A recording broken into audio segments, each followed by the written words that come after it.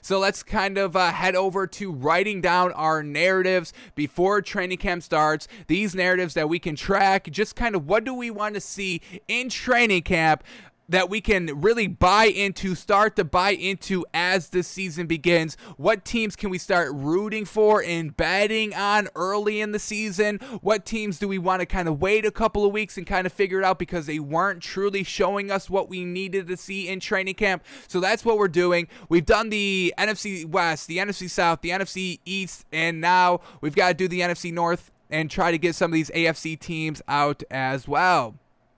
We got till Tuesday. Tuesday's the big day. We've already had the Steelers, Steelers, Cowboys, and Bucks. Steelers, Cowboys, and Bucks. They already started theirs this week, this Wednesday, Thursday. But like I said, the majority of the teams start on Tuesday, Wednesday. So let's go over the NFC North and start kind of writing down what we want to see, what our narratives are going to be for watching these NFC North teams. So let me insert a text box here so we can write them all down so we can track them. So here we go. We're going to start with the Packers here in the NFC North. Oh, boy, the Packers. Alrighty. Well, obviously, the main narrative is, does Aaron Rodgers show up? And when. Alrighty. So we know Aaron Rodgers. We just talked about him yesterday. The kind of last dance picture. Devontae Adams is on a contract here. And Aaron Rodgers just doesn't want to be there anymore. We know this. But, so they both tweeted that kind of last dance picture, which kind of tells us that they're going to be in training camp. Now, when does Aaron Rodgers show up? If he shows up day one, we love it. I mean, he's there to work. He's there to get better. And he's ready to progress, at least for this year. But if he shows up maybe a week late, 2 weeks late, yes, he's still going to be there, and yes, he's still going to be the starter. As long as Aaron Rodgers is there before the first game, you're going to play him. It's just what you have to do. He's a little, frustrating as a teammate, but he's an exceptional talent. Nobody's doubting that. But if he shows up a little bit later, not on that first day, it's still going to kind of poison the locker room a little bit. So, when Aaron Rodgers matters kind of truly, just for the overall chemistry of the locker room and the relationship between the coaching staff and the quarterback. So, does Aaron Rodgers show up and when? Hopefully it's sooner rather than later. And then, if and when he shows up,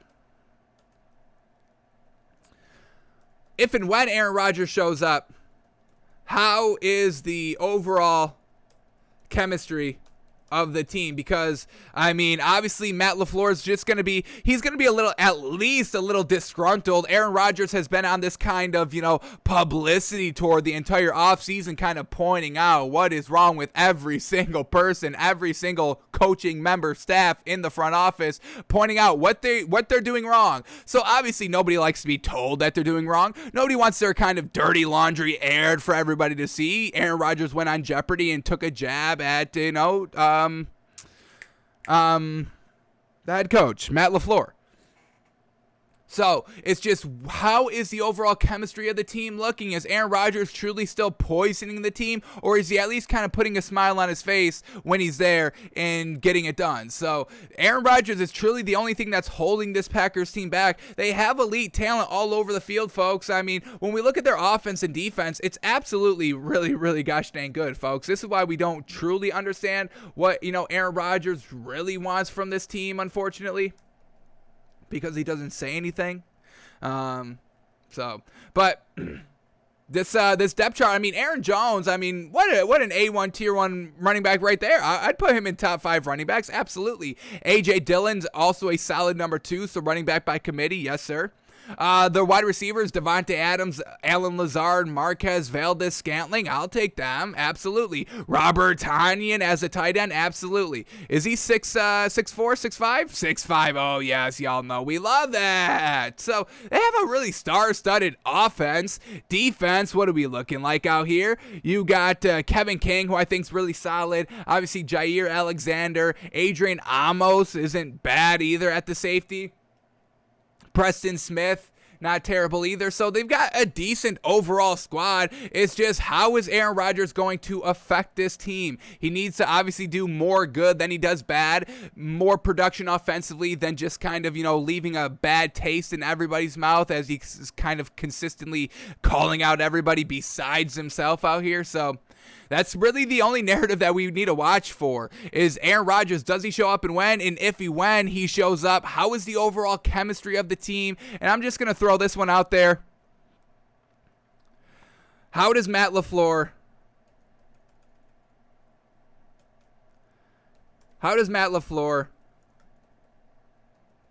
handle the offseason digs and maintain an overall, I don't want to put happy, an overall, I'm going to put happy for now. I don't want to put happy. I'll think of a different word. But how does Matt LaFleur handle the offseason digs and maintain an overall happy atmosphere? Because, like we said, Aaron Rodgers truly not being 100% happy. He knows he's really not going to be here next year. We are calling it his kind of fuck it season, where he's just going to be letting the ball fly loosey-goosey, no repercussions for him, because he's like, hey, I don't care about y'all. Hey, if we win a ring here, great, because I win a ring, but I'm not setting y'all up to win a ring next year. I'm just going to be letting this ball fly. I'm going to be airing this bitch out. Interceptions, I don't care. I'm doing what's best for me and my legacy, and that's to try to throw 7,000 yards this season. As in, if it's a bonus we win games, it's a bonus we win games for y'all. But I'm here for my legacy and my record. So, it's just going to be depending on how Aaron Rodgers handles this relationship going forward. If he's there, great, but he can also poison the team if he's there. So that's what we're going to be looking for with the Packers. Really just kind of homing in on Aaron Rodgers and his attitude. Alrighty, let's talk about the Bears now. What are we looking at with the Bears going into training camp? And y'all already know what we're going to be looking at here. Obviously, Justin Fields. How amazing is he looking? We're already loving everything we're hearing. We just heard from Darnell Mooney saying I was smiling mid-route the first time he threw me a pass. Absolutely love hearing that. So we Takes Five fans, we know Justin Fields is going to be the week 1 starter. It's just, when is it going to be officially announced? So we're not even going to do if. It's when does Justin Fields win the starting job? Not does he win the starting job? If he wins the starting job, it's when. It's when. Week 1, first day, second day. I would say after I see this man throw the ball one day, hey, you're the guy. Andy Dalton, goodbye. You're cut. We don't even need you anymore. I know, you've got this big dream of being a starting quarterback in this league, but sorry. Bad timing. He fell right into our lap. That's unfortunate. We tried to give you a chance, but it's just not going to work out. Sorry. Goodbye. So when does Justin Fields win the starting job? Matt Nagy. Is he handling the stress of a do or die season well? What's the offense looking like? We know Matt Nagy is back to calling the plays here. So how is that looking during training camp? How's the offense looking? If Justin Fields, if he somehow isn't looking good, is Andy Dalton stepping up to the occasion, being that kind of above average game manager quarterback that we need him to be to at least try and win games? Because like we said, a do or die season for Matt Nagy. You've had multiple quarterbacks. You've struck out on every single one of them. Offensively, you've been striking out every single time. He gave up play calling duties last season, midway in the season, and now he's back at it. So once again, how is that consistency looking? That was kind of our one knock on Matt Nagy last season, not being consistent. Started with Mitch Trubisky like the first 3 games, and then he threw a pick, and then you pull him, and then you put in Nick Foles for a couple of games, and he's not translating to wins, and then you go back to Mitch Trubisky, and then you make the playoffs but get stomped in the first round. So we need Matt Nagy to handle the pressure and just handle this offense well. He finally has the quarterback that he likes, he approves of. He went out and drafted the man. So get him ready, get him right for week 1, because they have to come out swinging. Another narrative that I want to watch for, now that we know that they just traded away Anthony Miller, when do they go and get a free agent wide receiver? Do they get just another good playmaker? Because yes, we like Allen Robinson, but everybody else is just real lackluster to us. So go out and get a Kenny Stills. Who was the other one? Kenny Stills or Golden Tate, or maybe even Danny Amendola if they want to replace that slot weapon. But either Kenny Stills or Golden Tate, this Bears team needs kind of a solid wide receiver out there opposite of Allen Robinson that can go out and get good production for a young quarterback. We're talking about Justin Fields here. So you want to get kind of nice veteran, elite-ish. I mean, they're good. Kenny Stills is good. Obviously, he's not, an A1 tier one, a top 10 wide receiver on a team, but he's definitely a very, very, very, very good number 2. I mean, he's one of the best number 2 options that isn't kind of a true superstar. So, do the Bears go out and get a free agent wide receiver? Got to help out this offense. That's what this Bears team is going to truly rely on. Their defense last season was really solid. Let's see what we've got up here for their defense. We've got the overall stats last season. So let's see. We saw the Giants. We just kind of, looked at this the other day. The Giants defense was real solid, a top 10 defense overall in this league. The offense last season, not the greatest, but the defense was solid. And that's kind of what the Bears was like last season. The defense keeping them in all the games, and then the offense just kind of coming up a little short most of the time. But let's see what where this Bears defense ranked just overall. So here we go. The Chicago Bears, number 14th overall. So once again, still kind of top half in the league, still real solid, just outside the top 10 at number 14. But let's see, just kind of by the numbers, what they were looking at. They gave up 5,300 yards total, but the average was 57. So once again, that's very good. If you're above the average, below the average, absolutely great. Passing, they gave up 3,700 passing yards, and the average was 3,800. So once again, just slightly below that average mark. Rushing yards, they gave up 1,800, and the average was 1,900. So once again, very solid there. So yeah, I mean, it's still a solid, decent defense that was truly kind of, leading and being the benchmark for the Bears last season. Let's see where they fell offensively last season.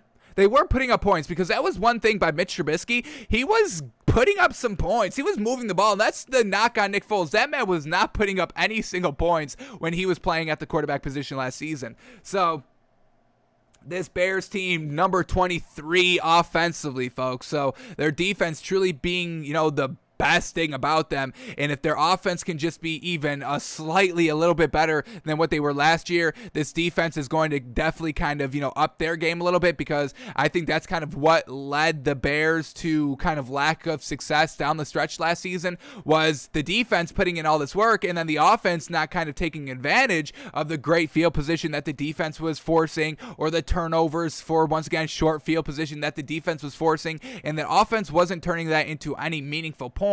So just at the end of the day, the Bears defense is like, man, oh man, why are we putting in all this great work if the offense isn't going to go out and win us this game? Because you have to put up points to win the game. So do the Bears go out and get a free agent wide receiver, help out the offense, which in turn helps out the defense? We're not really worried about this Bears defense. It's really going to come down to the offense. Matt Nagy, Justin Fields, how are they going to get it done? Because they need to make the playoffs this season, and they really kind of need to win a playoff game, honestly, for Matt Nagy's sake. So that's what we're going to be looking at for this Bears team coming up.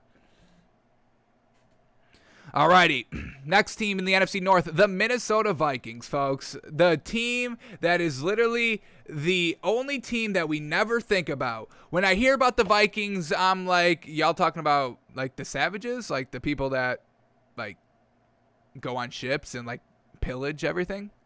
Like, when you tell me Vikings, I just don't think of the football team. This is the only football team that we just don't know about, folks. They've got stars. Don't get us wrong. If you tell me an offense that starts like this, Kirk Cousins, Dalvin Cook, Justin Jefferson, Adam Thielen, and then Irv Smith at the tight end position, I'd be like, man, that's probably a real good team.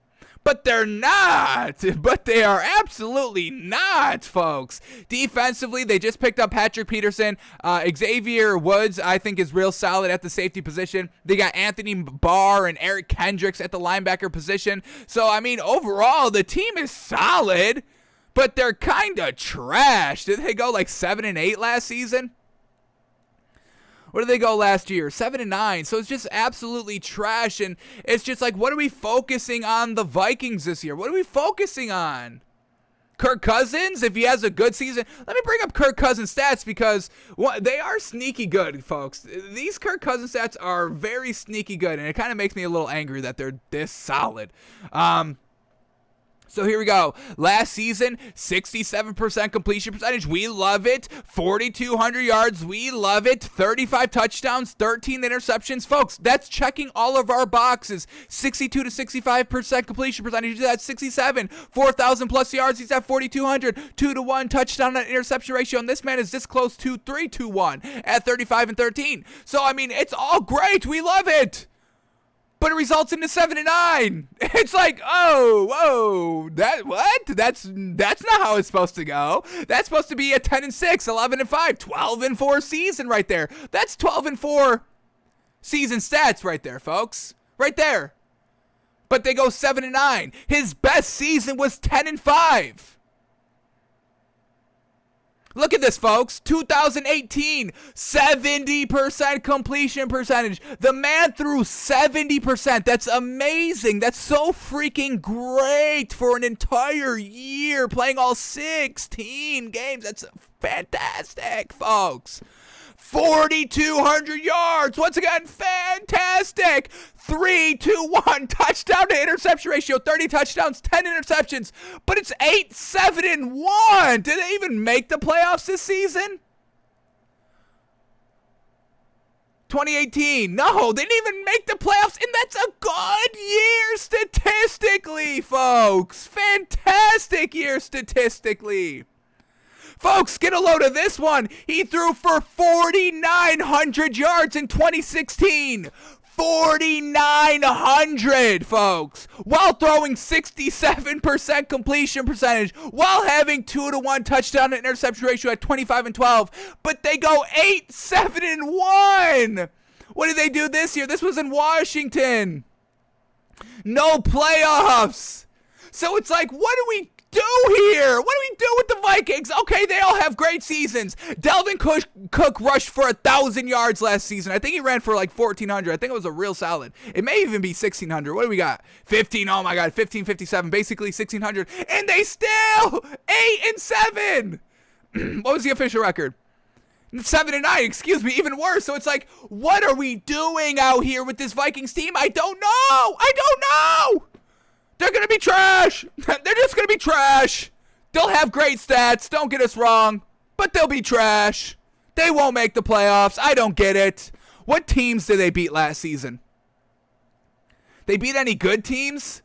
They lose to the Green Bay Packers, and they give up 43 points. Gosh dang, that defense is going to be trash, folks. This defense was absolutely trash. Mike Zimmer even called this defense trash. We'll see if Patrick Peterson helps out at all. I don't know. The man's aging up a little bit. We'll see.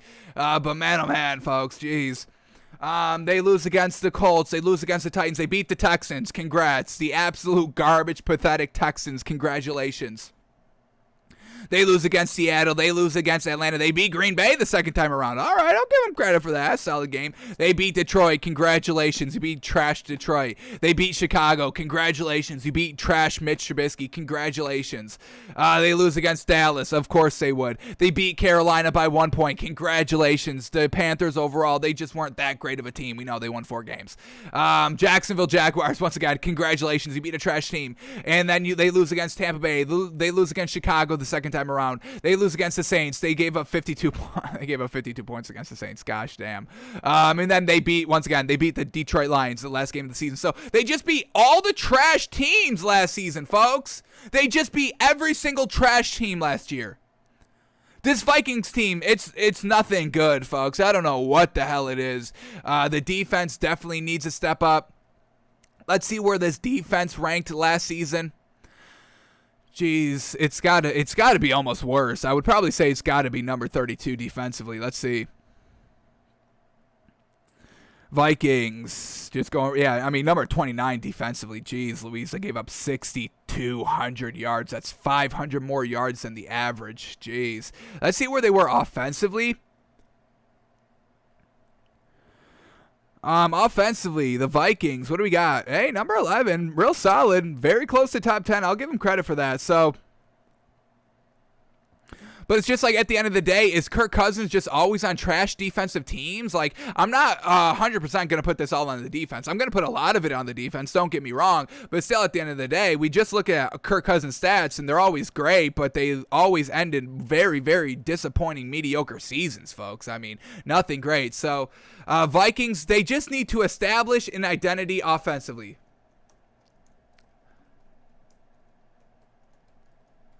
We just don't know about this team, folks. I mean, there is nothing good, nothing that screams, hey, buy into this team offensively. 0%. I can't. So they got to establish an identity, something that we can truly sink our teeth into. And when we look at it, we're like, oh, yes, that is this Vikings. This is a good, solid Vikings team right here. We've got to see something come out of training camp. And then, obviously, the defense. This got to be in all caps. The defense must be 100%, 1,000,000%. I don't know how many zeros that is, but we got a lot of zeros. Must be, I think that's like 10,000,000% better. So, we'll see, folks. We'll see if Kirk Cousins can still do his thing in the stats column. We'll see if Dalvin Cook can still do his thing in the stats column. We'll see if Justin Jefferson year 2 leap is there, which it probably will be. And we'll see if the defense can get right back to solid. I mean, folks, geez, how many? I want to see. Let's go back to their defense real quick. Their season defense. I want to see what they gave up in points defensively. What do we got? Points.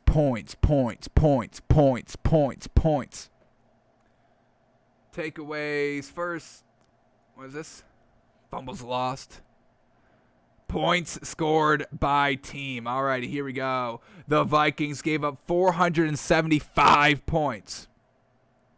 That's second worst. The Jaguars. Oh, no. The Jaguars and the Lions gave up more. The Jaguars, the Raiders, and the Lions gave up more. The Lions with the most at 519. The average was 396. The Vikings almost did 100 points, 100 more points than the average, and we know that's absolutely a lot. So, yeah, that defense definitely needs to do something real urgent. So, we'll see what the Vikings can do, but I'm not going to buy into it, folks, until I see it, and I'm going to have to see it real early and often. All right, the last team in the NFC North, the Detroit Lions. Well, talk about a team that doesn't really have any real bar to reach this season, win a game, and I'll give them credit for it, honestly. The biggest thing is Dan Campbell. Can Dan Campbell coach? Probably not. Everything we've been hearing, the helmet, the wipe your own butt, I'm not carrying around your toilet paper. It's just nothing. This is nothing to us. Like, this does not get us going. We do not respect him by him saying this. It's all basic, general, pee-wee football level things because he is a first-time head coach in this league, always a tight ends coach. Now, he was the assistant head coach for the Saints last season, but I mean, when you have Sean Payton and Drew Brees, who is listening to Dan Campbell? Nobody's listening. And it's not, I'm not trying to disrespect Dan Campbell. Not everybody is a head coach in this league. I don't even think I'd be a good head coach. I think I'd be a good assistant. I think I could be a good defensive coach, but I don't think my coaching style would be what it needs to run an entire team. It's just how it is, folks. It's just not everybody is cut out for the head coaching spot. The man of the man to run everything. Don't think Dan Campbell's the guy. I don't. Everything that we see, it's like, yeah, we don't love that. We don't love that at all. Like I said, to bring the energy, to create your own momentum, you definitely 100% need a guy like Dan Campbell on the sideline. You 100% need a Dan Campbell-esque type of coach. Robert Saleh, Dan Campbell, they're the same guy. Love it. Once again, we'll see what Robert Saleh can do, but I'm kind of loving how Robert Saleh is kind of adjusting to the head coaching style than just kind of, meathead kind of, hey, you better wipe your own butt because I'm not wiping anybody's butt out here. It's like, okay, we're grown men. Like, that's not going to get us, hey, this guy's the real deal. He's not going to wipe my butt. I'm going to buy in. Oh, man, I got to be on my stuff. He's not going to wipe my butt for me. It's like, you're talking about 30-year-olds, folks. It's like, what are we doing here? Like I said, Pee Wee football, that's a hit. That line is a hit in Pee Wee football, folks. First year of football, flag football, getting kids acclimated to the game. You whip out that line of, hey, this is a grown men game. I'm not carrying around your toilet paper. You're going to wipe your own butts here. I'm not wiping your butt. And all the kids laugh, and they love it, and they buy into that. Because that's just kind of, base level thinking, base level kind of buying into base level coaching style. It's not head coach material in the NFL, National Football League, the highest level of competitive football that there is in the world. It's not it. Not close. So, Dan Campbell, can he coach? Also, Jared Goff, can he play quarterback? We don't know. We don't know. Sean McVay's, touted as an offensive genius, an offensive guru. And we know what happens when you throw around offensive guru around. Adam Gase, quarterback guru, offense guru. That was a fraud. That was a big old fraud right there. That's a big old lie fraud. Garbage narrative. Whoever came up with that, you should be ashamed of yourself. Whoever called Adam Gase the original quarterback guru. I'm going to take a quick sidetrack here. I'm going to see if I can get a name. I need somebody to be held accountable for this. Adam Gase, Adam Gase, quarterback guru. I need somebody to pay. Here we go, 2019. Let's see. Anybody call him a quarterback guru here?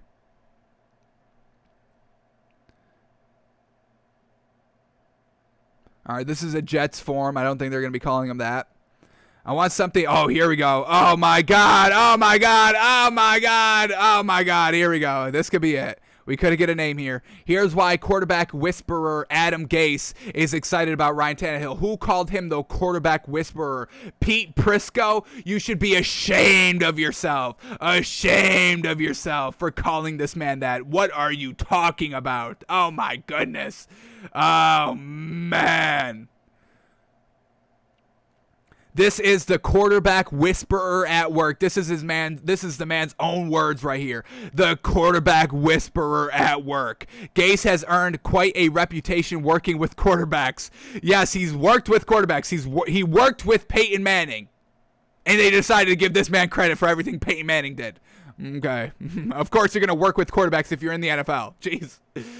Anybody else that we have to call out here? I'm looking for articles back in like 2016. Let me go back to this one, man. What was it? Pete Prisco? I think I forgot the name. I'm not gonna forget this name. I gotta go back real quick. Here we go. Pete Prisco. Here we go. We got your picture. We got your picture and your name, Petey. Ashamed of yourself, you should be. You understand me? Ashamed. Ashamed of yourself. Jeez. Can't believe you said that. All right, let's see if we can find one more. Hang on. I want to get quarterback guru. I want that one because that one's a little bit worse than quarterback whisperer. Doesn't look like we're going to be able to find one, but I'll find more. I'll find more and I'll put them on my Twitter and I'll have it for the public to see for a public shaming. All right. Oh, hey. Oh. Eagles coaching candidate profile. All right, who's this one? Bleeding Green Nation about the Eagles. Are you getting excited about this man? Summary: Adam Gase is a hot commodity among teams that are in need of a head coaching job. Back in 2016, man, oh man, the future does not prove the past, folks. I'll tell you that. Man, oh man. Eagles are lucky that he didn't go there. I had to endure that man for a couple of years. How trash. Hated every minute of it. All right, but back to the Lions here. So, can Dan Campbell coach? Jared Goff, can he play quarterback? Because those two things are, uncertain. Truly uncertain. Jared Goff, obviously, he got to the Super Bowl and floundered big time. Sean McVay believes that Jared Goff just can't get it done in this league. That's why he actively moved off of him. Sean McVay inherited Jared Goff. He did not choose him. And when he had the choice to move off of him for Matt Stafford, he took that chance in a split second. He didn't even have to think about it. So we still have to see if Jared Goff can play quarterback. We still don't know that. And then I want to see, can DeAndre Swift be like week 1 DeAndre Swift or week kind of, late in the season DeAndre Swift? Because we all remember the infamous play where this season where he had a chance to kind of win the game, but he dropped a wide open pass like in the red zone. And he just dropped it, and I think they ended up losing the game. So DeAndre Swift, real kind of trash, but he was a rookie last season. So DeAndre Swift, year 2. Let's see how he's looking. Let's see, is he going to kind of be a top 5? Can he be a top 5 running back in this league? He'll have all the kind of, he should have all the carries to at least try to be, because, Dan Campbell, you shouldn't be heavily relying on Jared Goff to score the football, to be passing the football for the majority of the time, try to run the ball a lot more, slow down the game, eat up a lot of clock, control the game overall, and let's see if DeAndre Swift is a running back that is capable of doing that. What else do we get here? Let's bring up the Lions depth chart. Obviously, they lose Kenny Golladay, so that's going to be definitely hurting them this season, losing your kind of best wide receiver that you had. So they're getting Brashad Perryman. What is he going into, his second year? Oh, no, he's been in the league a while. Okay. Nothing great. What's his best year? 640 yards. That's not an A1 wide receiver. Tyrell Williams, what do we got going on with him? What did he do last season? 651 yards last year, but was he with the Raiders? He wasn't even here? Yeah, he was with the Raiders. So once again, another new wide receiver here for this team. So it's like, yeah, this one's going to be tough. They do have TJ Hawkinson, who's solid. What did he do last year? He was a part of Tight End University. He has 723 yards. He's 6'5". He's checking all the boxes. So we could definitely buy into the tight end. But overall, offensively, this is going to be real tough for this Lions team. So that's basically what we got to watch for this Lions team, folks. Dan Campbell, can he coach? Jared Goff, can he play quarterback? And do we see a nice DeAndre Swift year 2? Because he did get good at the end of the season. Let me bring up his stats real quick. His overall season stats. We can get these up real quick. He struggled in the first half of the season, no doubt about that, no doubt. Only started 4 games. He put up 521 yards. Let's go to his game logs. When did he start? Yeah, he started the last 3 games of the year. Once again, getting it underneath him a little bit. His last couple of games here, a 67-yard performance, 45, and a 54. So overall, not bad. Like we said, in the beginning of the season, 8 yards game 1, 12 yards game 2, 0 yards game 3, 22 yards game 4. And once again, just not getting it done. He had a nice 116-yard game, but then he went back right down to 27 yards. So once again, just nothing great. He does decently catch the ball out of the backfield. He had 357 yards throughout the season, so he does show the ability to be a solid dual threat running back in the backfield. So we'll see if he keeps it up, and we'll see if he can kind of make that solid year 2 leap. Getting his traction, getting the starts at the end of the season should prime him for a week 1 breakout success if he's going to be good. So we'll see that. Alrighty, so those are our narratives for the NFC North, folks. Packers, Aaron Rodgers, when's he going to show up? How's the attitude looking? What is Matt LaFleur going to do? Bears, Justin Fields, when does he win the starting job? Matt Nagy, is he handling the stress of a do-or-die season? And do the Bears go out and get a free agent wide receiver?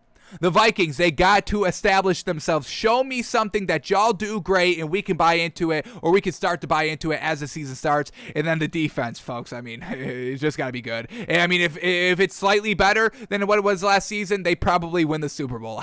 maybe. And then the Lions, Dan Campbell, can he coach? Jared Goff, can he play quarterback? And DeAndre Swift, year 2? You got it in ya? Let's see.